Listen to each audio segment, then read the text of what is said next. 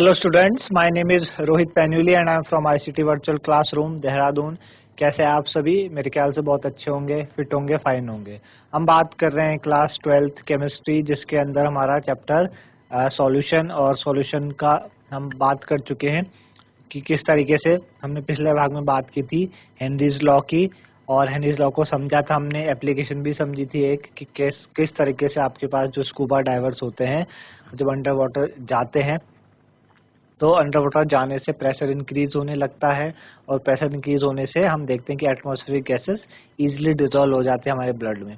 और जैसे ही वो स्कूबा डाइवर्स सरफेस की तरफ आएंगे, प्रेशर धीरे धीरे आपका ग्रेजुअली डिक्रीज होने लगेगा, तो जो डिसॉल्व गैसेस होती हैं वो आपकी अनडिसॉल्व होने लगती हैं। तो उसी वजह से आपके पास जो नाइट्रोजन गैस है वो हमारे ब्लड में बबल्स बनाना स्टार्ट करती है, जिस वजह से हमारी कैपिलरीज ब्लॉक हो जाती है और हमें एक कंडीशन होने लगती है जिसे हम बेंड्स कहते हैं ना। काफ़ी पेनफुल कंडीशन होती है, ठीक है, और डेंजरस है हमारी लाइफ के लिए। तो इसको हमने क्या कहा था कि इसको किस तरीके से हम ठीक करें। तो इसके लिए हम जो स्कूबा डाइवर्स अपने साथ टैंक्स लेके जाते हैं, उसके अंदर उन्होंने जो एयर भरी रहती है उसको हमने डाइल्यूट किया रहता है विद हीलियम के साथ, है ना, क्योंकि हमने देखा था कि हीलियम काफ़ी ज़्यादा इंसॉल्युबल है ना, क्योंकि उसकी केएच की वैल्यू काफ़ी ज़्यादा लार्ज होती है। तो ये सारी बातें हमने की थी। आज वहीं से आगे बात करेंगे, तो उसी को समझने के लिए चलते हैं बच्चों स्मार्ट बोर्ड की तरफ। ठीक है, तो इतना हम कर चुके थे। दूसरी एप्लीकेशन हेनरी लॉ की क्या है कि हम आपने देखा होगा कि हमारे पास जो सोडा वाटर्स होता है, सॉफ्ट ड्रिंक होता है, उसके अंदर हमने क्या की रहती है, CO2 की सॉल्युबिलिटी को इंक्रीज करने के लिए हम क्या करते हैं, सॉफ्ट ड्रिंक और सोडा वाटर को बोतल में अंडर हाई प्रेशर में हम उनको सील्ड करके रखते हैं, है ना। अंडर हाई प्रेशर हम इन बोतल्स को सील्ड करते हैं ताकि जो CO2 की सॉल्युबिलिटी है वो इंक्रीज हो सके। आपने देखा होगा जब आप इन बोतल्स को खोलते हैं तो एकदम से क्या होती है, गैस इससे बाहर निकलती है, क्योंकि अंडर हाई प्रेशर आपने सील की रहती है ना। और कुछ टाइम बाद आप देख पाएंगे कि उसका जो, अगर आप कुछ देर आप बोतल खोल देते हैं तो उसका टेस्ट भी जो है वो पहले जैसा नहीं रहता जैसे कि पहले हुआ करता था। दूसरी बात कि हाई एल्टीट्यूड में पार्शियल प्रेशर ऑक्सीजन का काफी लो होता है, जिस वजह से ऑक्सीजन की सॉल्युबिलिटी हमारे ब्लड में बहुत कम होती है, हमारे टिश्यू में बहुत कम होती है। जो क्लाइंबर्स होते हैं ना, उनको क्या होता है काफी वीक फील होता है उनको, और उनके सोचने समझने की जो कंडीशन है वो खराब हो जाती है, अनेबल टू थिंक। इसी कंडीशन को हम क्या कहते हैं बच्चों, एनोक्सिया कहते हैं। क्या कहते हैं? एनोक्सिया। आई बात समझ में? तो ये दो क्या है आपके पास, दो और एप्लीकेशन है हेनरीज लॉ की, to increase the solubility of CO2 in soft drink and soda water, and a बोतल is sealed under high pressure. दूसरा, at high altitude partial pressure of oxygen is very low, therefore solubility of oxygen in blood and tissue of climber is low, so they feel very weak and are unable to think. This condition is known as anoxia. इस condition को हम क्या कहते हैं बच्चों? Anoxia कहते हैं। तो आप इसे नोट डाउन कर सकते हैं, देन फिर आगे बढ़ेंगे इफेक्ट ऑफ टेम्परेचर में, है ना। अभी हम किसकी बात कर रहे हैं? Solubility of gases in liquid, उसी में हेनरीज लॉ हम पढ़ रहे हैं।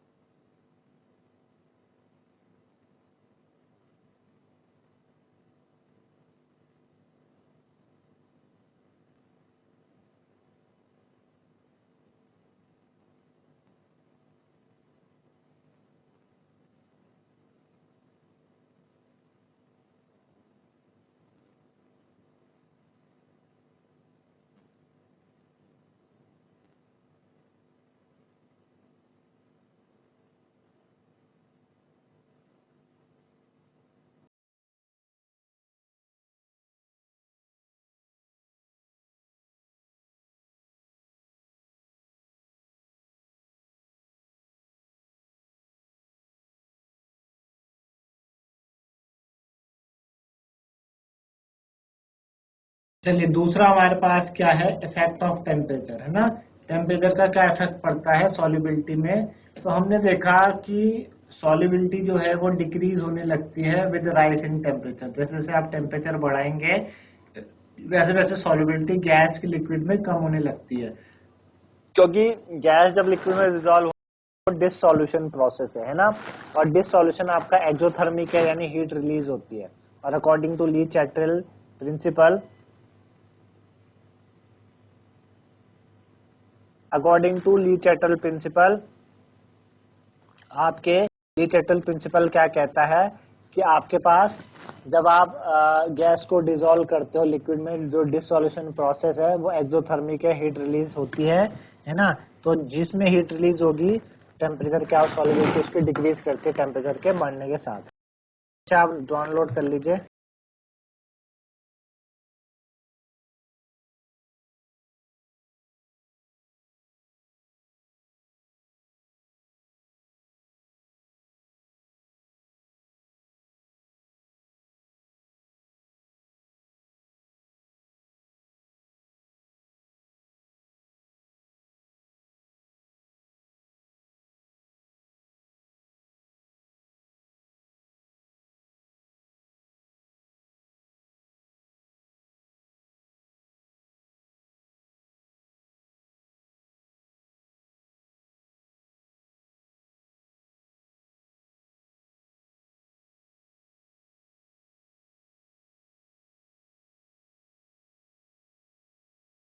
चलिए मेरे ख्याल से आप लोगों ने नोट कर लिया होगा। अब आगे बढ़ते हैं हम और बात करेंगे हम वेपर प्रेशर। हम बात करेंगे vapour pressure of liquid solution, है ना। हम वेपर प्रेशर की बात करेंगे, vapour pressure of liquid solution. कि लिक्विड लिक्विड सॉल्यूशन होता है तो किस तरीके से वेपर प्रेशर आपका बनता है, होता है।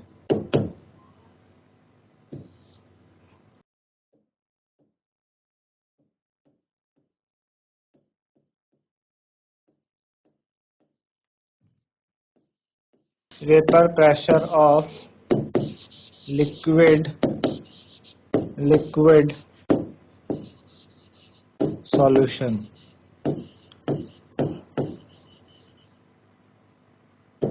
ठीक है, vapour pressure of liquid solution.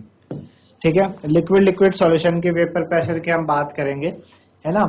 तो सॉल्यूशन लिक्विड सॉल्यूशन आपके पास, यानी लिक्विड सॉल्यूशन से आप समझ रहे हैं कि आपके पास सॉल्यूट भी लिक्विड होगा और सॉल्वेंट भी लिक्विड होगा, है ना।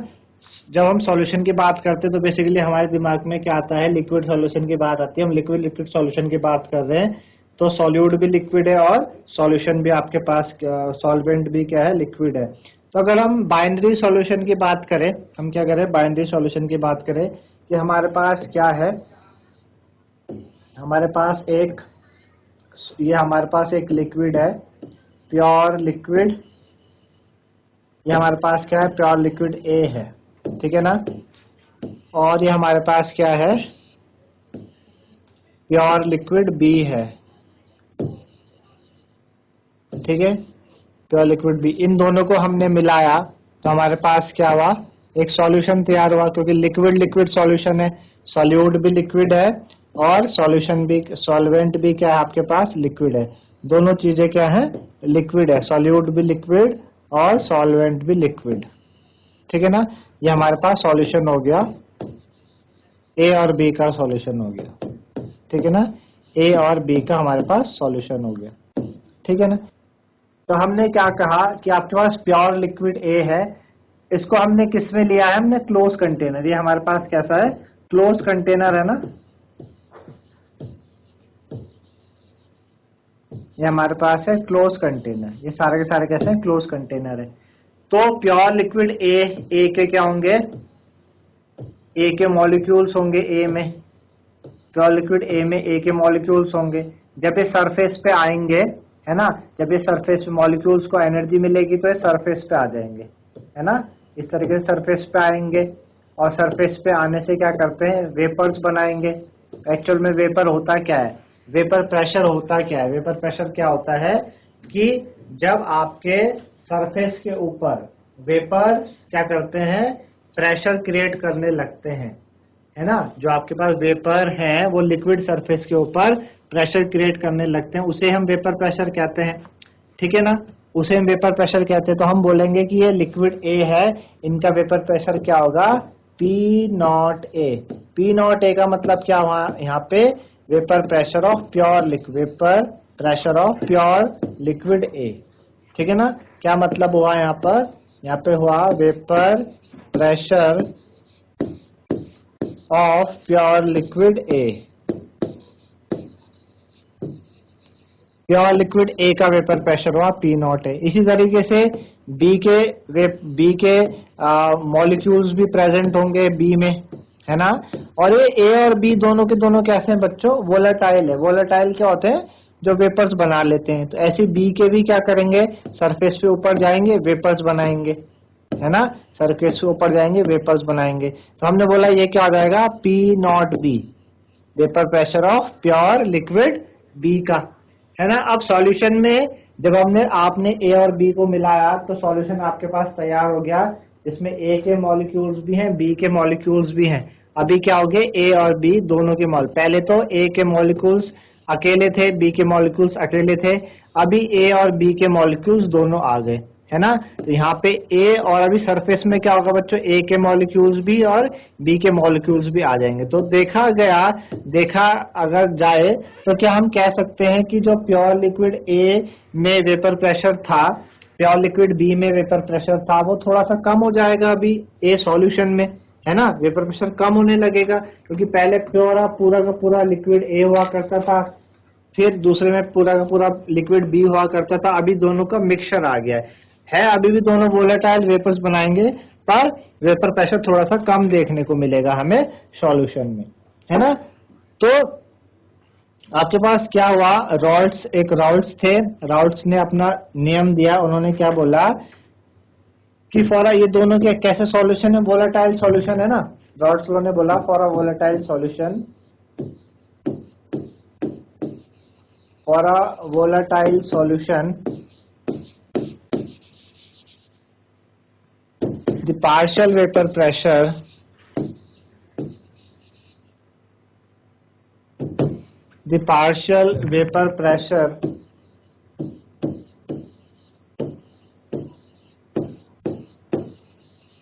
is directly proportional,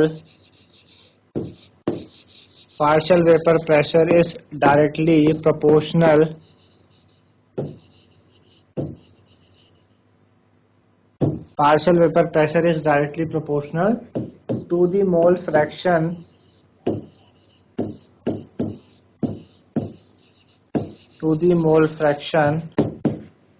of each component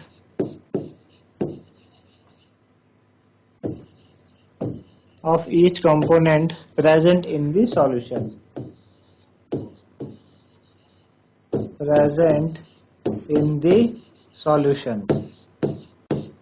ठीक है। राल्ट्स ने ये नियम दिया था, काफी बार बोर्ड में पूछा जाता है कि वोलेटाइल सॉल्यूशन के लिए जो पार्शियल वेपर प्रेशर होगा वो डायरेक्टली प्रोपोर्शनल होगा मोल fraction of each component present in the solution. हमने यहाँ पे बाइनरी सॉल्यूशन की बात करी, बाइनरी सॉल्यूशन में दो कंपोनेंट थे हमारे पास, ए और बी। तो पी ए यानी partial pressure of A is directly proportional to mole fraction of A, ठीक है ना। इसी तरीके से partial vapour pressure of B directly proportional to mole fraction of B, यही तो बोला उसने कि जो पार्शियल वेपर प्रेशर होगा वो उसके मोल फ्रैक्शन के डायरेक्टली प्रोपोर्शनल होगा। तो हम ये कह सकते हैं कि जो पी ए है वो इक्वल हो जाएगा आपके पास पी नॉट ए जीटा ए के, प्रोपोर्शनलिटी साइन हटा, नॉट लग गया प्योर वेपर प्रेशर, है ना। और पी बी क्या हो जाएगा आपके पास, अगर पी बी हो जाएगा equal to P naught B zeta B, है ना। तो पी बी कितना हो जाएगा, P naught B zeta B. तो यही राल्ट्स का क्या था, नियम था कि partial vapour pressure directly proportional हो जाता है ए और उनके मोल फ्रैक्शन के बराबर। जहां पे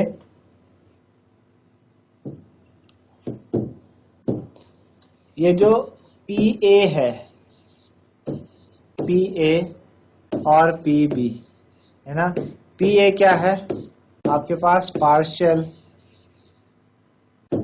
vapour pressure of liquid A, ठीक है।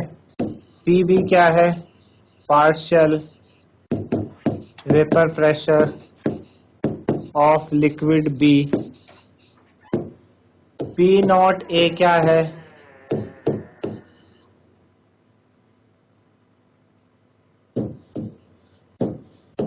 Vapour pressure of pure liquid A, ठीक है।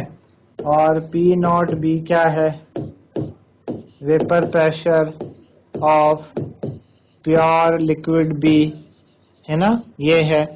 आई बात समझ में, ठीक है। तो अकॉर्डिंग टू डाल्टन के अकॉर्डिंग, डाल्टन लॉ क्या कहता है, डाल्टन लॉ कहता है, अकॉर्डिंग टू डाल्टन लॉ या डाल्टन थ्योरी, डाल्टन थ्योरी क्या कहती है, डाल्टन थ्योरी कहती है कि total vapour pressure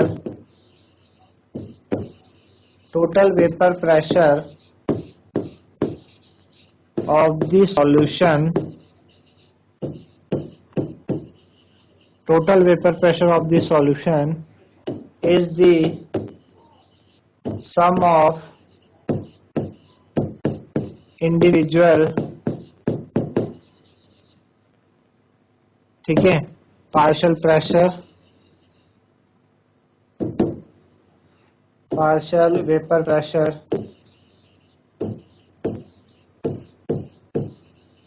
of the component है ना। यानी जो P टोटल है वो किसके बराबर हो जाएगा, PA प्लस PB के बराबर हो जाएगा, ठीक है ना। तो P टोटल आपका PA कितना है हमारे पास, P nought A zeta A plus PB कितना है, P nought B zeta B, ठीक है ना।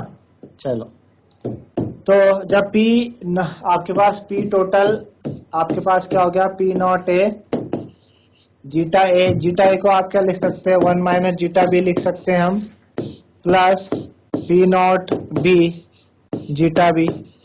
तो हमारे पास क्या होता है, हमारे पास zeta A plus zeta B 1 के बराबर होता है। तो जीटा B को आप 1 माइनस जीटा A लिख सकते हैं, सॉरी जीटा A को आप जीटा A की वैल्यू हम 1 माइनस जीटा B लिख सकते हैं। तो वही हमने जीटा A के जगह 1 माइनस, तो P टोटल आपका कितना हो जाएगा, P nought A minus P nought A zeta B plus P nought B zeta B, ठीक है ना। तो P टोटल आपके पास P नॉट A, ठीक है ना।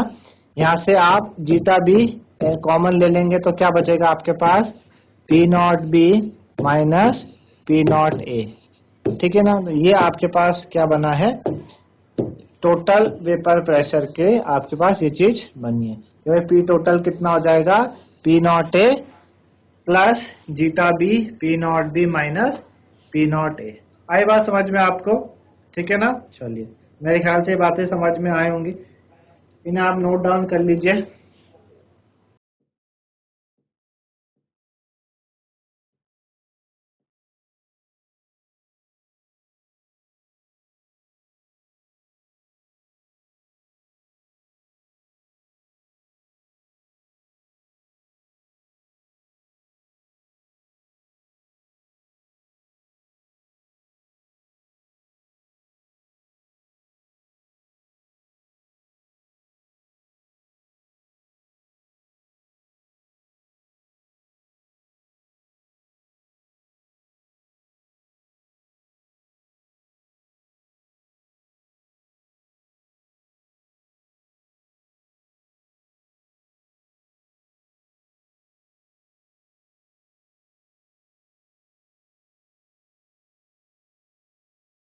तो इस तरीके से आज हमने बात करी vapour pressure of liquid solution, साथ ही हमने रॉल्स लॉ देखा उसके अंदर, तो मेरे ख्याल से आप लोगों को समझ में आई होगी। आज के लिए इतना ही था। धन्यवाद। Have a nice day.